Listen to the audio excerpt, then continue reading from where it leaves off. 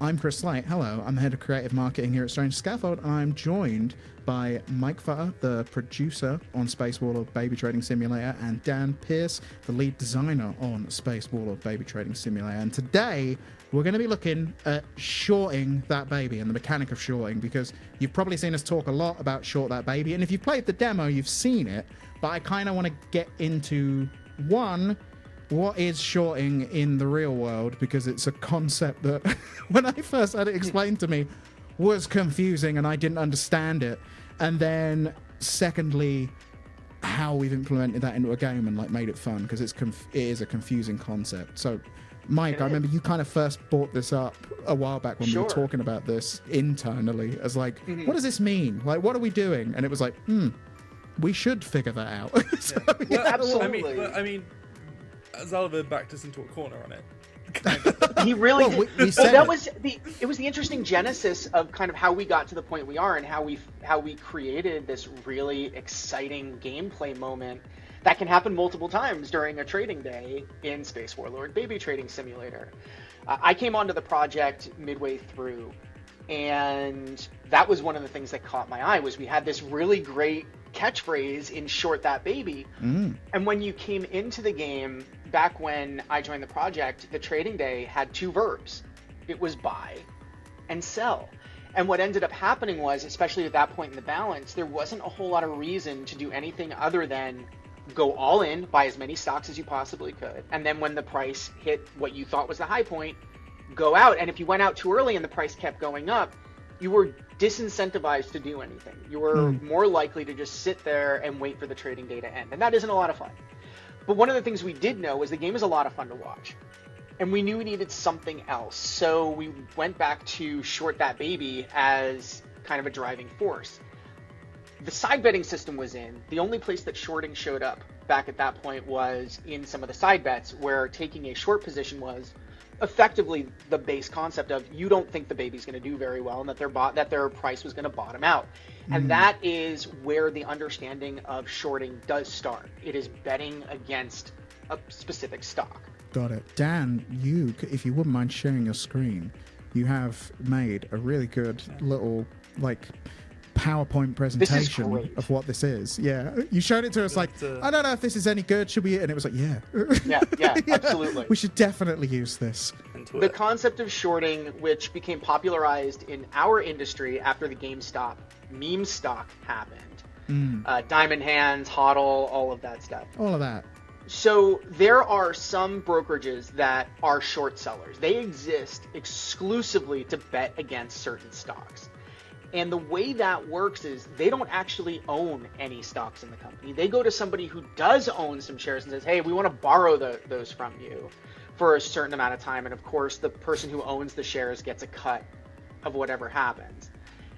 And then the short seller borrows those shares, sells them into the market when it's at what they think is going to be its highest, because they expect the stock price to go down. If they are correct and the share price goes down, eventually they are going to need to repurchase those shares from the open market and then return them to the person who owns them. And there is a time limit on that, because when you own shares, you get the right to vote in the annual meeting. So if there are proposals up, if there are board elections, any of those things, as a shareholder, you get votes. You cannot vote if your shares are not actually in your hand. If they are currently out in the market because a short seller borrowed them from you and sold them in, you're not allowed to vote. So those shares get called back at a certain amount of time. And if the share price has gone down, the short seller has predicted correctly, they make effectively the difference between what they sold the shares into the market at and what they have to buy them back at. So that's the positive scenario for the short seller. They were right. The share price goes down. They have to buy those shares back at a much lower share price than they sold them into the market, and that's how they make their money. It's an insane system we live in that makes no sense to anyone outside of the few people that do it. Yeah. Anyway. Yeah. Well, and the best example of this is the GameStop situation, where you had a bunch of short sellers who said, "Hey, GameStop is doing terribly. Nobody is going and buying video games at retail anymore. The push to digital is hurting GameStop. Their shelves are all filled with Funko Pop. Nobody walks into a GameStop anymore. Their shares are going to tank." What happened was, because of the memeification of their stock, that stock price went up from about $20, from $250 to $20, like is about where it used to bounce between at the time, went all the way up to like $400 at its max. So when those shares were called back, every share that they sold into the market at like $20, they had to buy back at like $400. So it bankrupted them because they weren't dealing in small volumes of shares. So that's how it works. Now, if the company were to go bankrupt, and there was an expectation that there was a good chance that GameStop might go bankrupt at the time because they didn't have any cash reserves, sales were down, all of that stuff. If the company were to go bankrupt in the middle of a short, then the short seller has nothing to return. It's all profit for them. But that doesn't make for a great game mechanic because it's way too easy to game when the baby's about to go ahead and hit the short button. So we had to do some things that were a little bit different in order to make it a fun game mechanic. So we sat in a meeting, we talked about this third verb of shorting and how we were going to implement that. We talked about what the real world examples were and how it works. And then Dan took the ball and ran with it. Yeah. And turned it into a game mechanic that is an amazing amount of fun to both play and watch. This is where Dan steps in. Also, that presentation's great, mate. I was sort of reading that along as it went because I was like, it still confuses me in the real world. Like, I get it and I don't get it. Like, at the same time, I'm sort of like, how is this? Like, what is? I'm so glad it's Wenbill and Holmit, though. Yeah. Because those two are like the opposite ends of the character spectrum. Yeah. I was like, we got some Doggo in there we got some Chad Shakespeare in there for good measure by the as well. way. Yeah, Chad. Chad's in there for fans of the original. Also, pro tip: do not underestimate Chad's value as a consultant. Why would you? He's great. I'm glad that people have gravitated towards Chad in the demo. The immediate choice. Anyway, so Dan, your task at this point was like, how do we make this fun? Yeah, it was. So the thing is, despite the game being about like trading stocks and watching a line graph, fundamentally, like, baby trading is an arcade game. It moves extremely quick, and like even from really early on in like very kind of foundational prototypes, we kind of just realized the amount of information that players could like reasonably process moment to moment was very low, just because the game did move fast. There was a lot to sort of like react to. You're reading these events play out in a baby's life, so giving them any additional kind of things that they have to track, any kind of UI elements that they need to be focusing on, is a really big ask, because the game's already kind of operating in a place where they're going to be a bit kind of like overloaded. You're in it, which is by design. Like we wanted it to feel stressful, but it then meant that, like, giving the player a primer on how shorting works mid-game wouldn't be very viable. It's a lot. Slow down and study economics and finance for 5, 10, 15 hours. Watch The Big Short. Come back. How much to ask? We kind of had to just like boil it down to its bare essentials and figure out like what is the fewest amount of elements we need to convey this. So ultimately, what it boils down to is you are saying, in a certain amount of time, I will pay or gain whatever the stock is worth, or like the difference on that. So you are placing a flag in the sand when you start to say, like, this is my starting point. If it goes lower, I gain money. If it goes higher, I lose money. That's like fundamentally, like, it is like shorting in real life is a bit more complicated than that, but like fundamentally that's what it is. Yeah. You are getting the difference. And we basically just boiled it down to, we were very lucky in that in the interface we already had this kind of like weird nebulous like empty space like right at the bottom. The UI is like really dense. So much of this project has been me stressing about like the amount of real estate on screen. The amount of times like someone on the team said like, oh well, maybe we just like have a little bit of text here that explains, and I've just said no, because like text takes up so much room.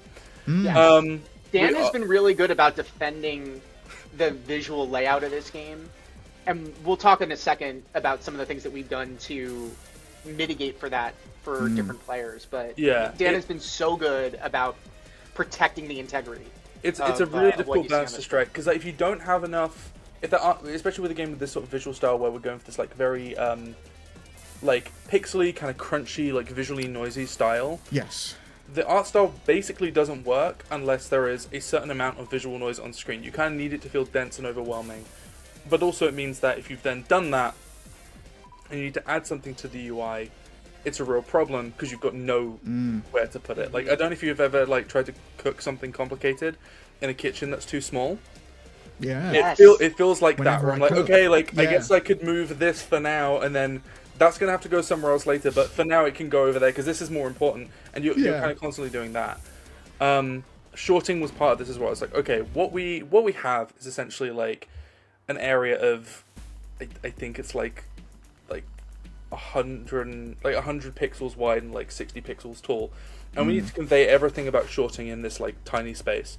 Could we boot up the game and take a look at this? Yeah, absolutely. That'd be, because then we can see. Well, It's a marvel to me actually that there was nothing there. Like Right? It's crazy that it's like, oh, well, there was just conveniently there was, because like you say, there's so much happening on the screen like at any one point. So it's like, oh, there's a little space. And Like- while Dan's booting up the game, there were some really interesting decision points that we had as we were working on implementing this, which was, okay, most people in the real world, you don't take both a long position, in other words, buy low, sell high, and a short position, sell high, so that you can buy them back low at the same time. But our game allows you to hedge that bet. And sometimes if you think that you are going to suffer some losses, you might want to purchase some stocks up front so that you can...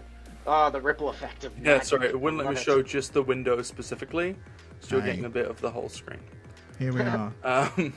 The secret's revealed. So we actually decided that, okay, yeah, you can take both a long position and a short position at the same time. The other thing is that we moved the entire calculus, as Dan said, to the end of the shorting period, because that means we don't have to worry about, okay, then you're getting all of this money in when you sell the stocks in, and then the money comes out. It's just so hard to navigate. And when you look at the screen and how we went ahead and implemented it visually, everything that you need is right above the buttons that you use to buy and sell and activate the short or cash out a short, so that it is all very easy to see. Yeah. So there, you can see it. So originally, in the zooming in on the actual sort of like canvas in editor, this is the amount of pixels we had to play with. We can't get more detailed than this. We can't get fine in this. This was literally the entire empty space that we had. We had the buy and sell buttons here, and then it was just this. So what we needed to convey was the following bits of information. One, when you start shorting, we need something that tells you like how close you are to this short completing.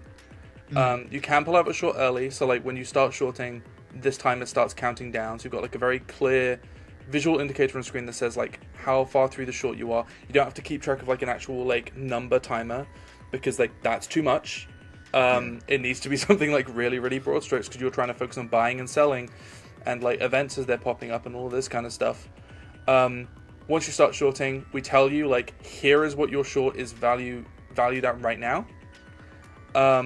So, for example, if you start shorting and then your baby wins the lottery 3 times consecutively, The nightmare. yeah, It's So terrible. yeah. You are screaming at a baby into at the that point. Yeah, but it means that you have like this kind of like very active indicator that basically just communicates immediately like, oh, okay, as the line goes up, that's bad. As it goes down, that's actually good. Yeah. It's an inverse of what your normal like buying and sell routine is, which is why it's actually really, really good if you've bought low then sold high. Shorting gives you something to do, because otherwise you'd just be waiting for it to fall back down again. And shorting means that if that you can go like, well, I think it's going to go back down, so like I could probably make a little bit more money on that.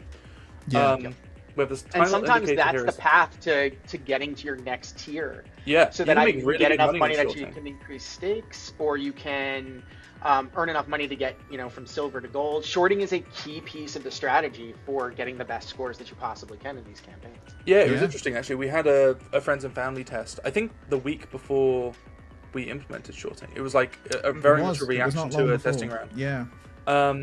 Because players were enjoying the game, but they sort of expressed like it feels like there needs to be some additional thing that I'm doing. Like, it felt like there was a verb missing. I think for a while, like quite a few of us on the team felt like there was like a third button that needed to be there. We just didn't really know what it was. And then once we kind of realized we could approach shorting in this way, where it's like, okay, you're focusing on buying and selling when the line is going up, and when it's going down, you should be focusing on shorting. Like that kind of inverse relationship was just so immediately worthwhile as like connective tissue, and it meant that you had this really good kind of back and forth. There's like really good rhythm of like, okay, I'm buying and selling, I'm shorting. I'm buying and selling, I'm shorting. And yeah, the spec was basically just like, this needs to be as simple as possible. So it's just one button. You press the button to start shorting. You have to wait until you can withdraw from your short. You do get to choose when you withdraw from your short. If the timer counts down all the way, it will end the short for you at whatever that value is. Yeah. Yep.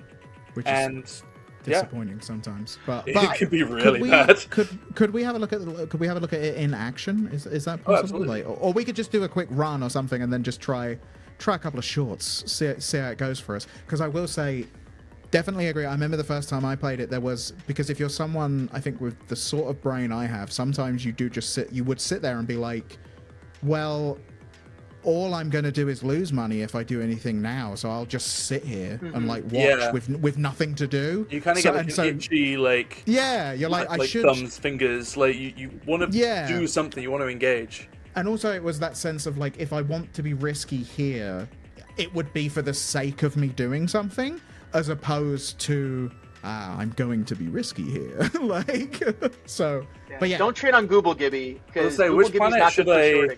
AOR like is typically good for SQL Lux is good. I'm about to say Lux is my favorite design of a planet. I'm playing as Mr. Debug right now, so I've got. I love Mr. Debug. Not Switch lips.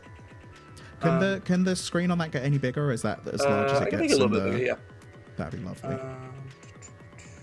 We'll do full HD. Yeah. So I think that the smartest thing, and there's a lot of really smart things about how we effectively gamified this real world financial concept, but one of the smartest things that Dan did was he said, well, look, I don't want you to be able to just cash out just when you like start it and then immediately be able to be like, it's going in the wrong direction, I'm getting out before it gets worse. No, you're locked in. And when we've been watching people play the game or stream the game, it's during the first half of that timer. You can see the timer ticking up right now, so you can't short right at the beginning. So you have to wait. But when we short, you'll see like you are locked in for half of that timer, and that creates some of the most tense moments. And then when you pair that with a rolling blackout on a planet, where you can be in the middle of a short or even start a short when your terminal is fritzing out. Yeah. You have no idea. You're waiting to see what's happened when you come back from the terminal. This baby's getting very ready to short. Yeah, this baby. Oh, this baby is getting super ready to short. I should have bought in lower. Yeah. Whoa. This is. Are we on Google Gibby or is this SQL? This is SQL Lux. They're trading. I know, but this is whole. Yeah. It's very turducken. Oh. Holy moly! I have never had something go this I'm gonna start shorting now. Okay. Here we go. Okay. We've got a good short, guys. Genius move. All right. So this is one of the main interactions I love about this is that you are now angry. Oh, good short, Dan. We want this baby to do badly. Like, thank goodness. Where you're like, come on. So I could cash out. I'm gonna cash out now. This one's gone great. But like. That was an amazing short. Oh, you implemented the new tiers. I'm gonna do a tiny bit more on it. I'm gonna add a little bit more pizzazz to this, I think. Today. I love it. But so yeah, you can see on SQL Lux that this is kind of what we expect from the curve, and that's the other thing is understanding how each planet behaves. Actually, Dan, can you do me a favor and hit the pause button real quick? Oh, absolutely. So one of the things that I do want to point out real quickly is that the density of information on the screen is really important. It creates that kind of claustrophobic, frantic feeling. One of the pieces of feedback that we got during our friends and family test was, hey, this is a lot for me to take in, and I feel like I need a little breather to understand where I am. So what we talked about was implementing some cognitive accessibility elements so that when you pause the screen, you can still process the information because it's visible. So what you have is you've got the mini graph, you've got information about the trading stakes and about what the planet curve is like, but also if you purchased a consultant, the consultant information shows up. So you can pause the game at any time and just be like, right, okay. What's happening? Yeah. Yeah, we have market conditions as well. That if you have a market market condition that shows up conditions, here, so that's stuff like, for example, we have a market condition where periodically your trading interface, so like the line graph itself, will just be full of static. Yeah. And so it gives you a little heads up to say like, hey, you're gonna have a bad time today, basically. All right. Yeah, because the game does move quite fast. There's a lot to react to. But again, like by design, and you'll see when I unpause it, there's just like a lot of visual information on the screen. There's a lot of sort of stimulus. Yeah. But fundamentally, the verbs are like all down here. Like everything you need to be concerned about is just down here. Yeah. Let's see if we can short again, like we did last summer. We'll see if this is also going to be really loud. Let's find out. Okay, it's not too bad. Oh, we shorted then. Well, okay, I that missed an would have opportunity been a for a great really short. good short. I'm Well, not short you're now. still We'll quite have a look at it high, in the reverse. I will say that one You're of the also things unwell. that's really interesting. Oh. Oh, here we go. This is Don't bad. win the lottery when you're 86 and on the way out. Why do people always win the no. lottery when they're like really Well, old just and don't need it? So what'll end up happening is you'll end up in a really bad short, and then the worst thing will happen. Yeah. You will pray for this baby's death. Yeah, I'm like. So the short well, gets voided. It gets voided. Oh, this is going real you bad. stole. They don't care. They've reached. Why would they need to steal a diamond just for the thrill? Disastrous short. I love it. $7,000 lost. That was crazy. Surely now, like they got to be near the end. Man, I hope I get This a is a baby like wild this baby. next time I'm playing Yeah. because What? this is a perfect sequel Lux curve though. Yeah. This is amazing. Oh no! And go, there you go. and Choked on a martini olive oil. That's fine. That's fine. That is We the stuff. didn't though. even That's- buy and sell that time. We That didn't was buy really and cool. sell any stocks, so there was pure shorting. That is to me that's always the fun part. His of name the is short. Solid State. I didn't even know. Solid State. Kept you Amazing. waiting, huh? You did because you kept like winning, and I didn't. You won the lottery at 86, and then stole a graphic large is diamond wild. for the mad thrill of it. Like it's Anyway, it's a really fun mechanic, and it's very well implemented, and like you say, it definitely. It added that little extra thing that the game needed to kind of give you that, like, okay, things just seem to be going okay. What can I do at the moment to, like, make crazy money? And, yeah. We joke Very about people getting very mad at space babies, and it's shorting that drives a lot of Yeah. the angst. Because you stand to make so much money, but you also stand to lose so much money. And these babies have a nasty habit of defying your wishes. Oh, they Let's do. put it that way. I was playing yesterday, and I really like got in on consultants, and I was like, right, this one I'm actually going to make some money. I'm finally going to actually win. All I want to do is win Mr. Zippet's campaign, which is the second campaign. So this is how good I am at the game. And then I was like, right, I've picked what I think is the right baby. I'm going in. Died at like 7. Tragic. But for me, I was just like, no.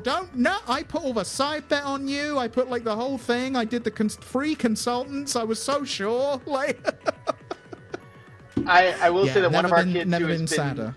playing this game, that he keeps coming back to, the baby is gonna die at 12. It's like, why would I? That's terrible. Like, why would I ever trade that baby? I'm like, you wouldn't. That's why you hire consultants. Yeah, but even then, sometimes you will lose on the madness of the market.